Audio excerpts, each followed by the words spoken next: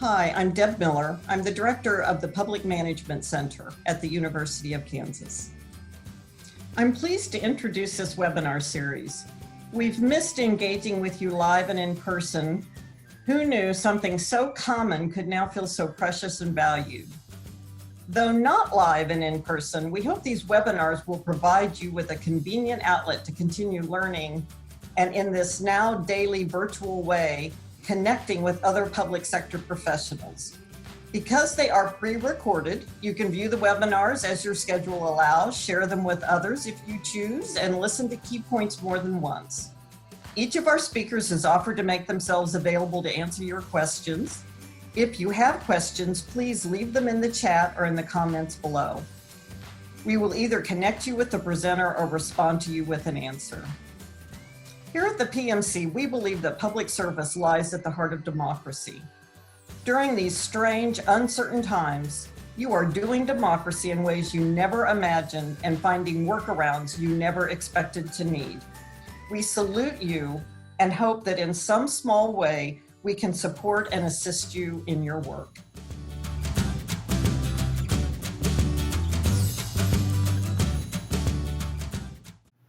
Matt Tidwell is the Assistant Dean at the William Allen White School of Journalism and Mass Communications at the University of Kansas. He is also the Program Director for KU's Masters in Integrated Marketing Communications program.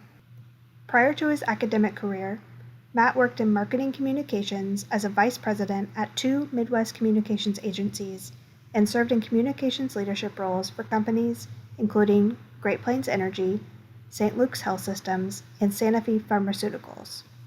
At KU, Matt directs multiple graduate programs and teaches courses in relationship marketing, audience analysis, and crisis communications.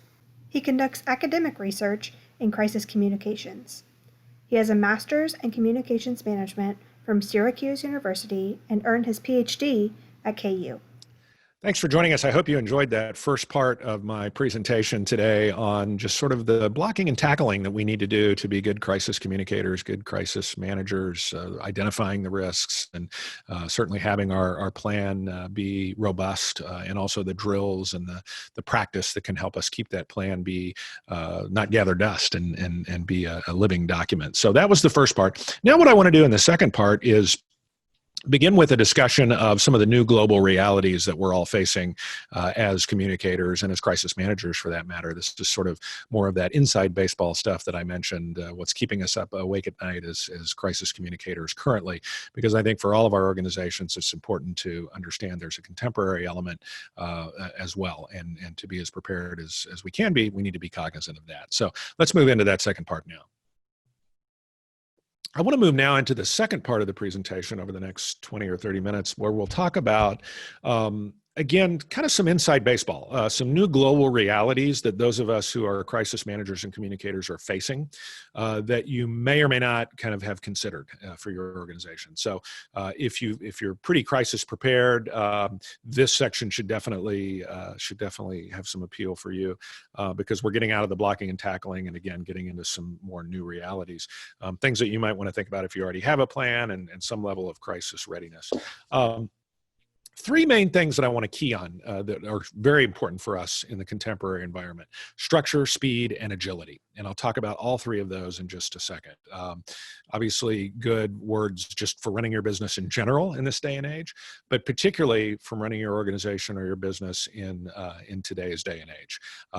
We've got to have the proper structure, and we have to very much emphasize speed and agility, along with the other important things like, as we've talked about, planning and drills and that kind of thing. But in the current age, speed, agility, structure are all very important.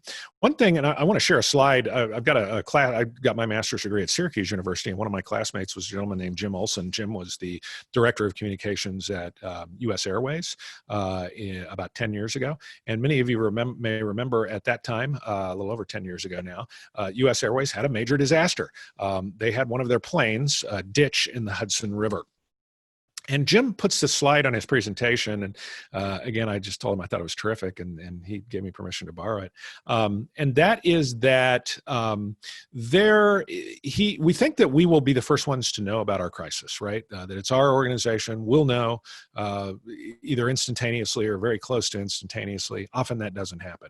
If you'll remember, and you know the architecture and layout of New York City, that aircraft took off from LaGuardia and then ditched in the Hudson River, kind of across the island of Manhattan. And for any of you who've been to kind of lower Manhattan there's a bunch of office buildings that overlook that river. Well, of course, many of those offices are populated by who? Media entities, broadcast, newspaper, magazine in that day and age, things like that. And so the way Jim learned about the crisis that had just befallen his organization is that his cell phone went off as he was on the way into the office, because it was earlier in Arizona time, or he'd been coming from a meeting going back to first thing in the day, going back to his office. And there was a reporter on the phone who identified herself and said just simply, "Would you like to comment on your plane floating down the Hudson River?" So Jim is sort of like, "What's this?" Right? So he had just gotten back into his car, and that was the first call that he received. And it was because this was a reporter looking out her window, right, talking about instantaneously seeing this airplane ditch. So I put this slide up to illustrate a couple points. Number one, that we got to be ready for anything. And number two, that we're probably not going to be the first person to learn about the crisis in our own organization. Right. And it's frequent. I can't tell you how many times when I was working crises for organizations that I would learn about it first on the media. And it just happens all the time. You never know when you'll get the call. You got to be ready. You got to be speedy and agile. So back to those three main terms and a little more definition about them. So maybe the second one is most appropriate to the previous slide: speed. If we don't control the message first, others will control it for us. We may not learn about it first, but we better be ready to control it, right? And in Jim's case, being an airline, they had a very robust crisis communications plan. And as soon as he got that call, he was able to answer that question, maybe not right away, but he was able to get back to that reporter and put their planning and their response infrastructure together very quickly. And for those of you who've seen that movie or know that story, U.S. Airways got kudos for how they handled their crisis communications and controlling the message. But you have to be speedy in order to be able to do that. And then maybe I'll do the one on the bottom and then come back up to the top. Agility. Agility is important. We have to scan the environment as always. And we've talked about that earlier. We're always scanning the environment for what might happen to us, but we have to be quicker to revise our crisis plan as our realities change. So crisis plans now, if they're gathering dust on the shelf, then the chances that you're going to have a bad outcome are increased exponentially. So we've got to just be more agile overall in terms of working our plan and changing our plan. And then lastly, at the top, structure. And with structure, what I would say is that it largely has remained the same with one exception. Social media now in the last, and remember, social media is only about 10 to 12 years old.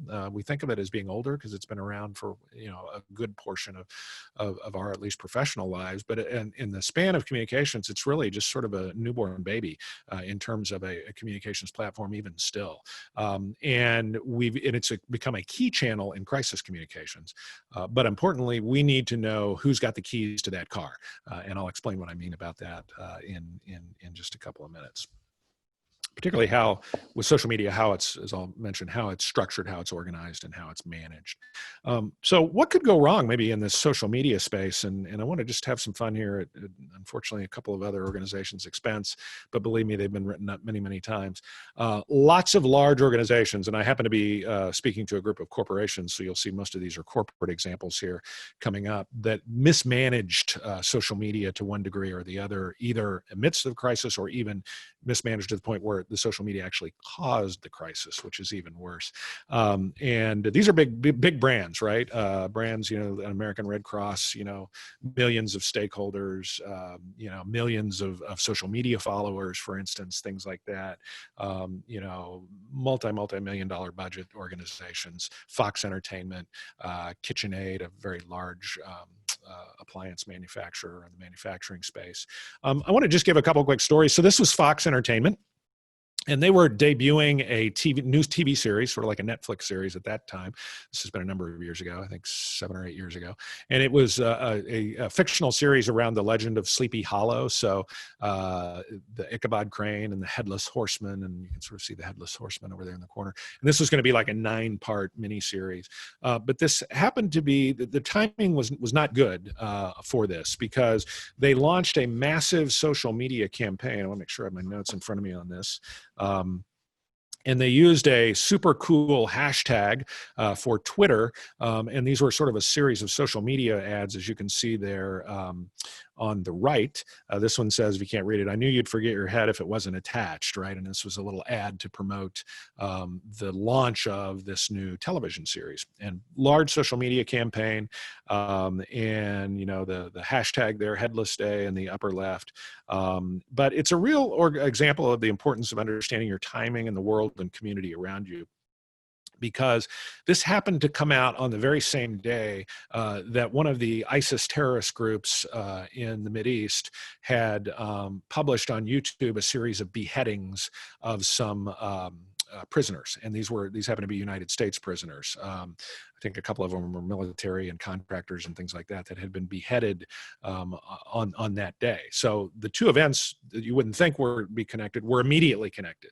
And Fox got tremendous backlash about, you know, how could you possibly do this, and how could you possibly be this tone deaf around this major event that's happened to citizens of our country, you know, as you're promoting your television series. So they got egg on their face in sort of a very large way by launching, and it took them a while. It took them, you know, that full day, and I think it was actually into the next day before they finally pulled these ads.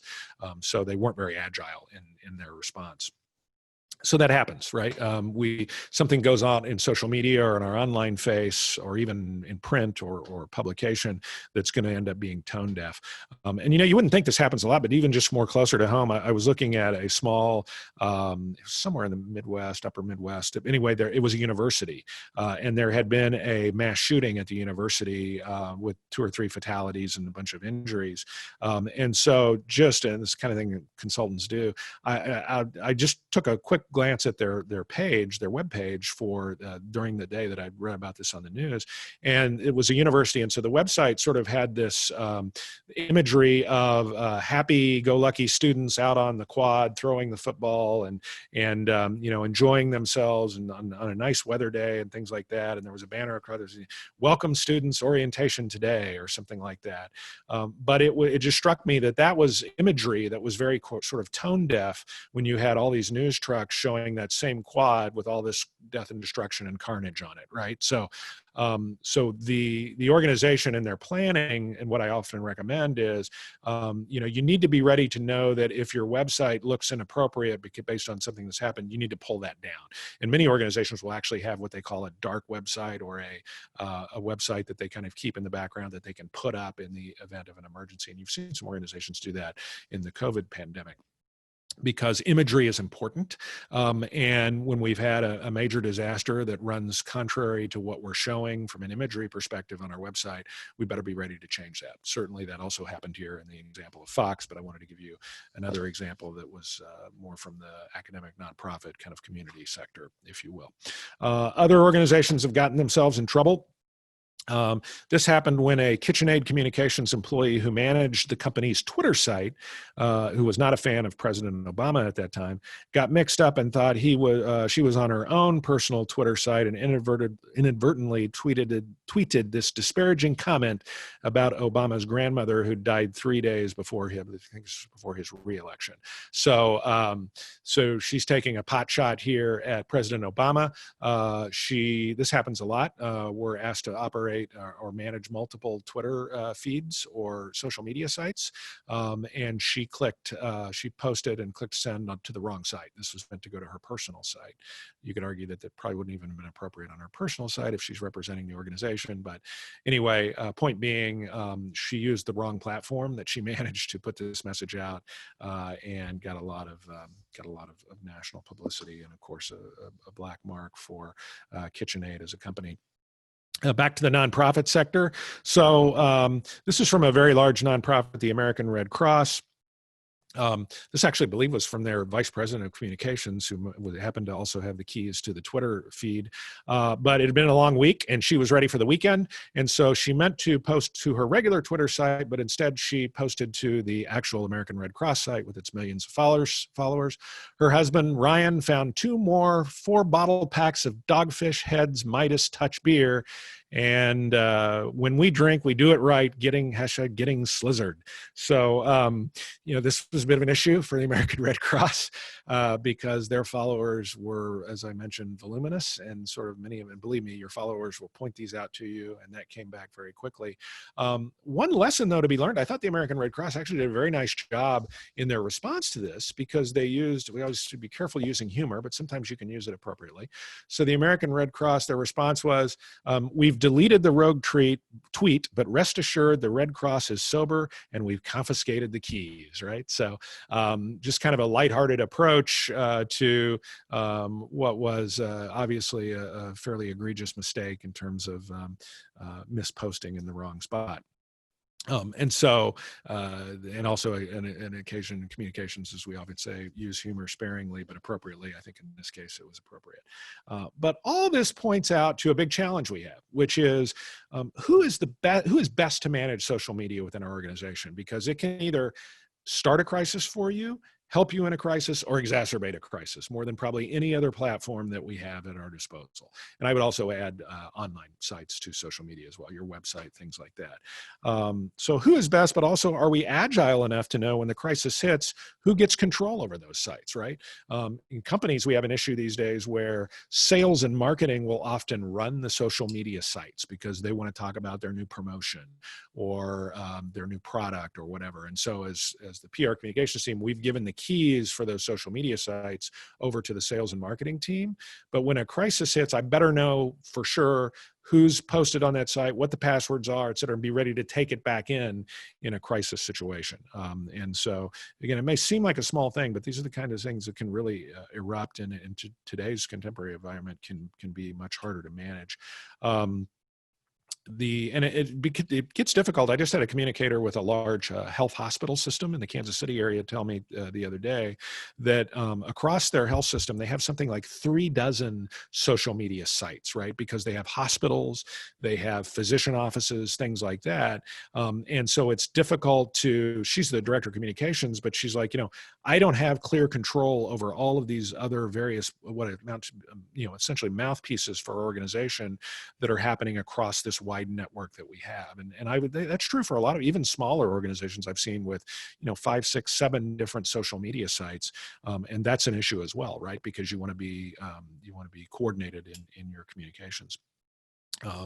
If you're a large health system and you had a major issue and you weren't able to get clear control quickly, that could be a problem. Okay, great. So speed impacts us in a couple of ways. And I think one thing I think about more than anything else is how it impacts us in the way news spreads, right? And we talked a little bit about that with the U.S. Airways example, but I'll give you another example. I was at a conference with another crisis communications expert that I really admire, a guy named Jared Broad from Louisiana. Jared is a former reporter. So he's hip to and very savvy in the ways of media. And he told a very interesting story. He happened to be down and working in Louisiana in a heavy refinery oil production area. And they were sitting around the newsroom one day, and he heard over the police scanner, somehow word came into the newsroom that there had been a sizable explosion at a refinery oil processing plant. And so he immediately went to his contact list and called the communicator for the plant and got no answer. So as reporters will typically do, give the person the benefit of the doubt. We'll try him back again in 5 minutes. Still no answer, right? And now all of a sudden the local television station is starting to show some helicopter footage. He's like, oh my gosh. And this wasn't just like a huge explosion that had disrupted a lot, but I mean, it was a sizable kind of event, flames, et cetera. So he talks to his camera guy and he says, well, let's just jump in the truck. We'll run over and we'll take a look ourselves. So he does that.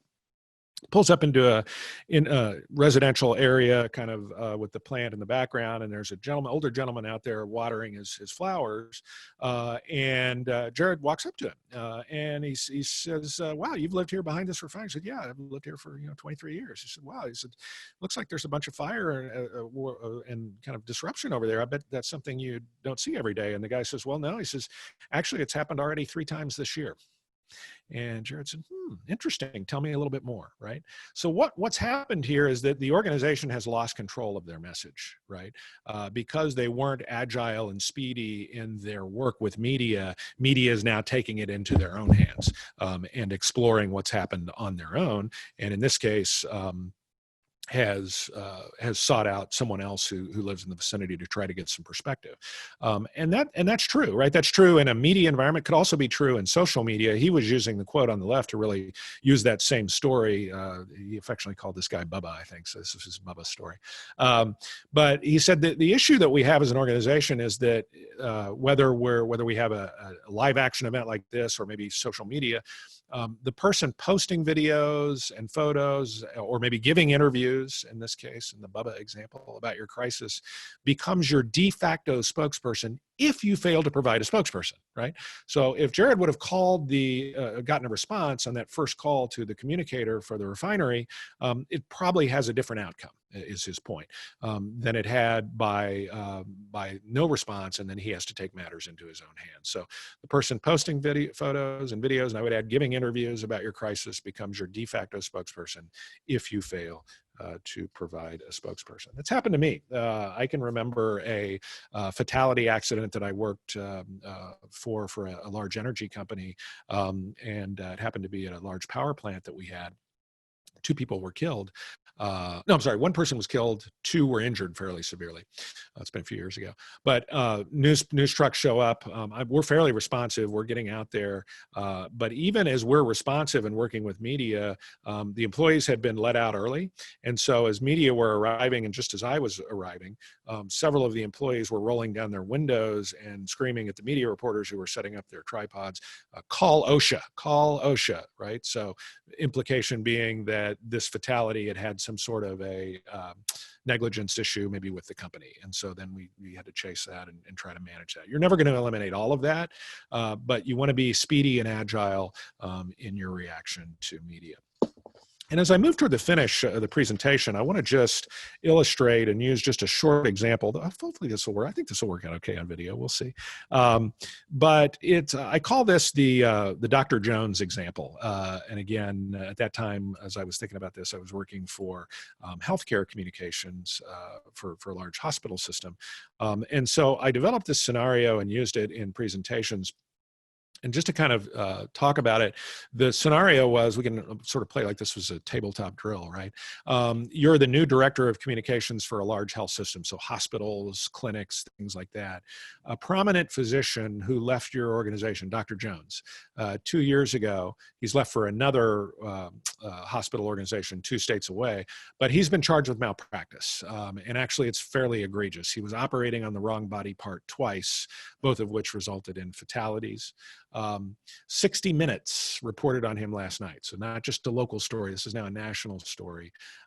You just joined the organization 3 months ago, very common, particularly in companies. And you did not happen to see the 60-minute report. You went to bed early that evening. And Monday morning, obviously, things start to erupt. You have 6 emails and 3 phone calls asking for you for comment. You politely reply that absolutely, you will do what you can. You'll get back to them in an hour. Okay. So I simply throw out to the group assembled, what are you doing in that time if you're the communications director? What kinds of things are you doing? You've just learned about this. You're new to the organization. Picture yourself as this person. And what are three or four things that you would definitely be doing at this, 7:30 o'clock in the morning kind of time frame to get yourself ready to kind of respond to this story? And if you'll bear with me, I want to kind of show you some things as I would see it playing out. On the left column, so we're still playing the role of the communications employee. What are some things that you might do? Well, first you might call HR, right, to get more information on this doctor. You didn't know him. He left before you got there. What was his tenure? Had there been any complaints? while he was there at your health system. That's obviously very important. The other thing I might be doing as the communications director is I might be issuing a notice asking all employees with connections to this doctor to direct their media inquiries to you. You'll often see this in crisis communications planning where we'll say instructions to employees, right? If you're approached by media, have them come to the communications department. Don't try to answer on your own, things like that, for your protection as well as ours. So I'm going to issue that notice very quickly. And then I'm going to go in and meet with my chief executive officer and probably my chief legal officer. And I do that. And oh, by the way, they recommend no comment because we may be attached in lawsuits. Okay, so now the plot has thickened even more. And this is all between the hours of 8 o'clock in the morning and 8:50 in the morning. So, we've gotten quite a bit done in 50 minutes, right? That seems like that would be some reasonably good things for us to do as a communicator. Here's the problem. The media is also working the same crisis locally. Your local media has now, they watch 60 Minutes too, right? So the local media reporter has been on the story as well. Here's what she's done in that, in sort of that same time frame, actually moving 9 o'clock the night before you even got into work. She was already online looking at resources to get information on the doctor. Happens all the time. Then she assigned an intern to that task that was working the night shift. And the intern calls her back and tells her that, well, actually, I did some online research and found out that Dr. Jones graduated from a dubious diploma mill medical school in Mexico. That was like 10:30. So between 9 and 10:30, and the night before, we got a lot of information on Dr. Jones before the communications person she's asleep and hasn't even gotten up to, he or she is asleep and hasn't even gotten up to go into work. So the media is already on it. The other thing that we did was that our producer asked us to go to the orthopedic clinic where this Dr. Jones worked, go to their website. And when you did that, you found the names of staff that happened to work at the website of the clinic. You found their home phones, and you called 3 of them at 9:30 the prior night before. So before we can even get a handle on this as an organization, media is off and running, right? They're doing their thing. They're not waiting. They don't work on a 8 to 5 schedule as many of our organizations do, and they're much more quick and agile on that. Other things that are happening on the media side as the time frame goes along. It's now 8 o'clock in the morning, so the producer is sending a news truck and a reporter out to the clinic, that same orthopedic clinic, because we want to interview patients coming in and out of appointments for their 8 o'clock appointments. We learned on the website that appointments begin at 8 o'clock. That's great. We'll send a news truck there, and we'll stick a microphone in folks' faces as they're coming in and out of the clinic. Did you know Dr. Jones? Were you a patient of his? Can you give us the names of anybody who might have been injured while he was here? They're doing all kinds of work while you're just sort of still warming up your coffee there at the office at 8 o'clock in the morning. And then finally, this was the intern back at the newsroom who's done more exhaustive social media scan because we've had time, and she's found some other, quote, interesting things, right? So my point isn't to scare here, but it's to show you that the true level of preparedness that you need to have in a crisis, and how quickly things can go, and how you have to be agile and you have to be speedy to be able to really get control of the story. And it also, I think it points out the value of scenario planning and the use of drills to help keep your crisis plan a living process and a living document. Again, there were several things here that probably made this a more complex scenario. This was a new person at the company, right? A new communicator, probably didn't have, really good relationships built across the various hospitals and clinics. If that were the case, maybe they could have reacted a little bit more quickly, things like that. And also points to, their planning process that may or may not have been in place. So I think a good exercise that I like to use for folks just to illustrate the importance of structure, speed, and agility, which are 3 key words for sort of contemporary crisis communications management. So I would leave you with these 3 words from the second part, because I think they really encapsulate well where our organization mindset needs to be. But of course, from the first part, I would add probably 2 more words, which are planning and practice, right? The importance of planning, the importance of practice, and then as we move more into the contemporary environment, structure, speed, and agility. So with that, I'm going to wrap my presentation. Hopefully it was informative. Hopefully it was a little something for everybody there. Definitely crisis management communication, something we have to remain incredibly diligent around as an organization, not to be taken lightly. I do believe that in the current environment we're in with the global pandemic, I think I've seen organizations really put a lot more emphasis on management and communications than they had in the past, for good reason. But you don't want to be in a situation where you're thrown into the deep end of the pool like we've been, right? You want to anticipate all possible scenarios and be ready and be prepared for all of those. So with that, I'm going to leave the presentation here. I hope that that you got an opportunity to enjoy it. I'll leave the screen up just for a couple more minutes. That's my email at KU, my Twitter handle. I often tweet on crisis topics if you want to follow me there. And then there's my website where I will work with organizations, groups on their own crisis communications plans from time to time. So with that, I'm going to leave it. I hope the rest of the conference is productive for you. Thanks for your time and attention today. Absolutely feel free to reach out to me if I can be of any help to you in the future, and have a good rest of your day and as you move along in your crisis preparation efforts. Thanks a lot. Take care.